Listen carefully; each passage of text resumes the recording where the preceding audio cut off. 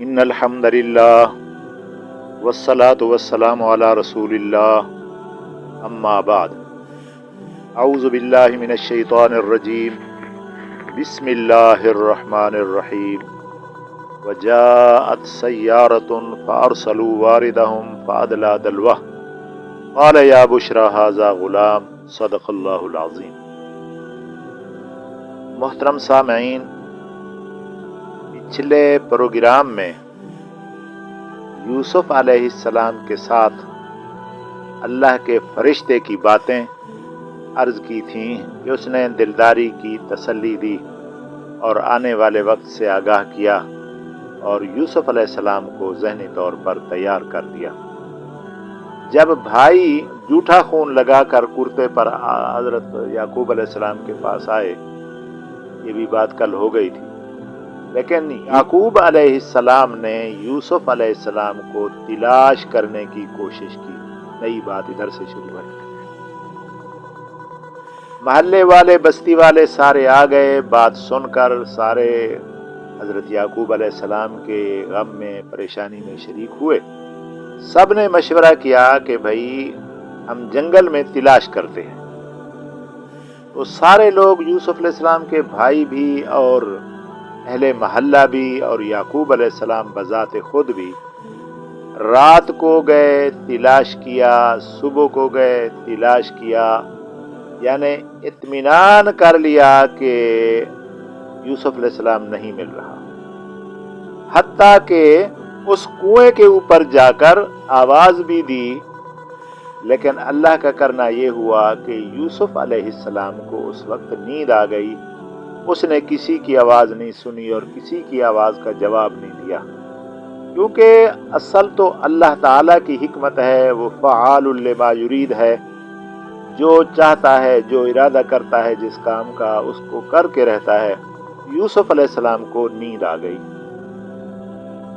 واپس آ گئے۔ یعقوب علیہ السلام بہت پریشان تھے، بہت پریشان رہتے تھے، اور یوسف علیہ السلام کے جانے کے بعد یوسف علیہ السلام کی بے ادبی اور اس پر ظلم کرنے کی وجہ سے کچھ حالات بھی خراب ہو گئے۔ وہ یہ کہ یہ 10 بھائی جب جنگل میں غلہ چرانے جاتے تھے، واپس جب آتے تھے تو کوئی نہ کوئی کسی کا سر پھاڑ کے آ جاتا، لڑائی کر کے آ جاتے، لڑتے آپس میں۔ ان کے دلوں میں ایک بغض اور نفرت اور غصہ اور کینہ بڑھ گیا، روزانہ لڑائی ہوتی۔ اور دوسری بات یہ بھی آئی ہے کہ برکت بھی ختم ہو گئی، روزانہ کوئی نہ کوئی بکری، کوئی نہ کوئی بھیڑیا لے جاتا، تو مال کا بھی نقصان ہونے لگا۔ حتیٰ کہ یعقوب علیہ السلام اس بات کا بیٹھ کر اعتراف کرتے تھے کہ جب سے میرا بیٹا یوسف گیا تم نے اس پر ظلم کیا، تو ساری خیر و برکت جو ہے وہ ختم ہو گئی، دن بدن جو ہے وہ پریشانی بڑھ رہی ہے۔ تم بھیڑیے بنے ہو تو اللہ تعالیٰ نے تمہیں بھیڑیے ہی بنا دیا کہ آپس میں ایک دوسرے کے ساتھ لڑو، ایک دوسرے کا خون نکالو۔ تو یہ پریشانی جو ہے رہ گئی، اور یعقوب علیہ السلام بھی پریشان رہے۔ حتیٰ کہ یعقوب علیہ السلام نے بیٹوں سے تنہائی کا مشورہ کر لیا کہ میرا دل نہیں چاہتا میں ان کے ساتھ رہوں، بیٹھوں، بات کروں، ان کو دیکھوں۔ تو اس نے ایک کمرہ تیار کیا، اس کا نام رکھا بیت الحزن، یعنی حزن کا کمرہ، پریشانی کا کمرہ، کہ میں وہاں بیٹھ کر اپنی پریشانی کا وقت گزاروں گا، کسی سے بات نہیں کروں گا، یوسف علیہ السلام کے راستے پر نگاہیں جما کر بیٹھا رہوں گا، میں تمہارے ساتھ نہیں رہتا۔ تو یعقوب علیہ السلام نے اکیلے اپنا بیت الحزن تعمیر کیا، کسی بیٹے کو ساتھ نہیں ملایا، کام نہیں لیا۔ تو یعقوب علیہ السلام نے اپنا بیت الحزن تیار کر لیا۔ اچھا جی، اس میں ایک اور بات مشہور ہے اور بڑی غلط ہے، جس کا بیان کرنا ضروری ہے، مناسب ہے۔ لوگوں کے دلوں میں غلط فہمی ہے اور بندے بہت گناہگار ہو رہے ہیں۔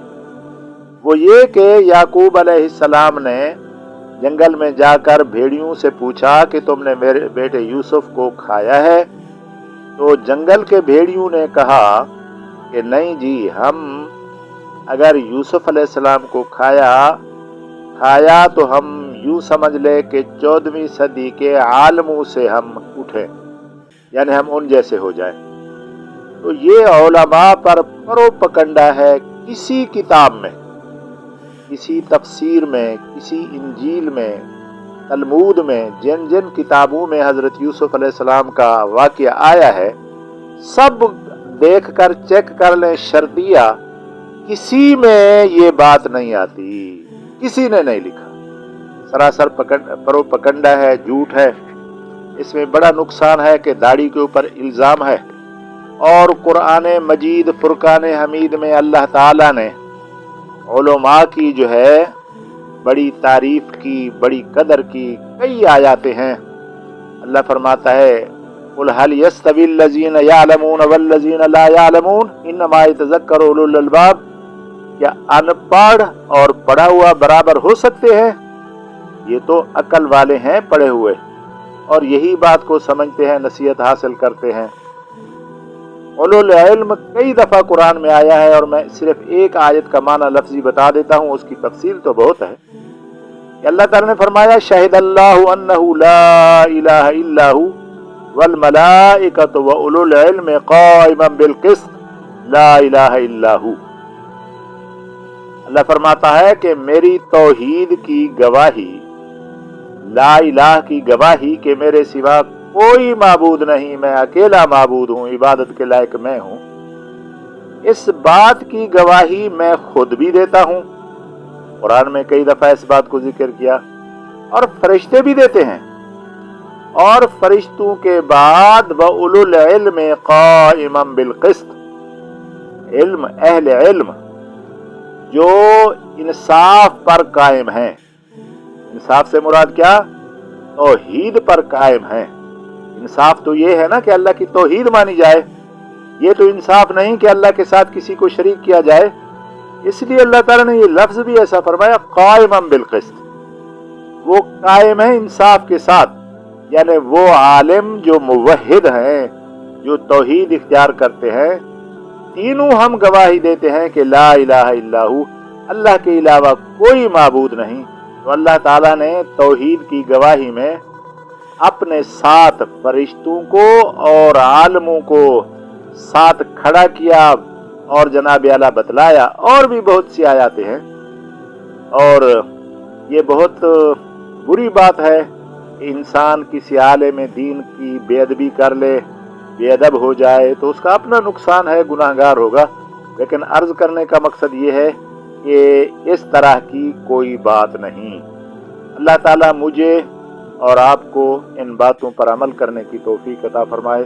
अगले प्रोग्राम में होगा कि वो काफिले वाले आए और कैसे यूसुफ अलैहिस्सलाम को कुएं से निकाला और उसको भाइयों से खरीद कर मिस्र ले गए। अल्लाह ताला मुझे इस पर अमल करने की तौफीक अता फरमाए।